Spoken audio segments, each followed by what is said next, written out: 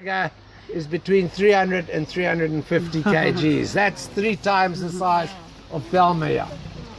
So she is extremely small when you consider the size of them, but they are, as I say, the smallest of the remaining 6 subspecies.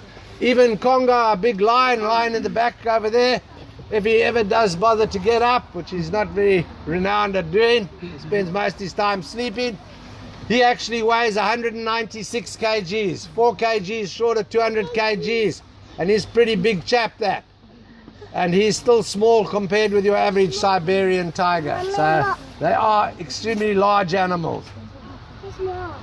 Now, these guys are not only the smallest of the 6 subspecies, they also have the darkest orange coat, and they have the narrowest stripes of the 6 remaining subspecies.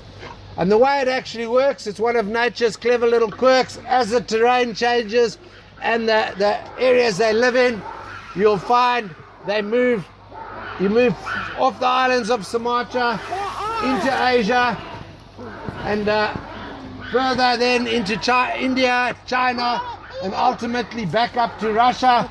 And you find the further north you move, you come across the different subspecies. The coat starts getting a lighter orange color, and the stripe starts broadening out until you get right up to the top there again. And that big Siberian, he has the very lightest orange coat of all the remaining tiger species, and he has the broadest stripe of all of them.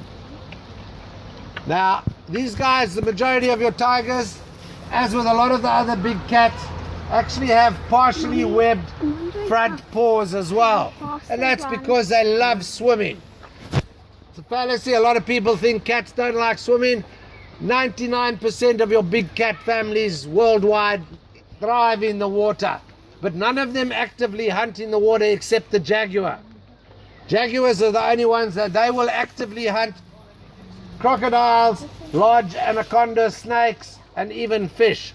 And they actually spend 35 to 37% of their life in water.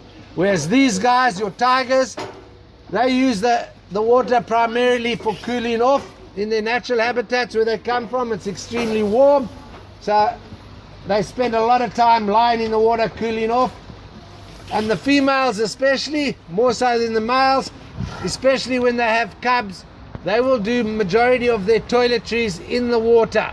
And that's primarily to hide their scent and the scent of their cubs from marauding males and other predators who would otherwise, coming across the cubs, instinctively kill them, knowing they are competition for their own future survival, etc. So it's another one of nature's harsh but clever little tricks. So you find a lot of the females, Thelma, yeah, as well, even yeah, she tends to do the majority of her toiletries in the pool. It doesn't make it easy to keep it clean, but that's the way of the tiger. Anyway, ladies and gentlemen, boys and girls, I'm going to leave it there. It just remains for me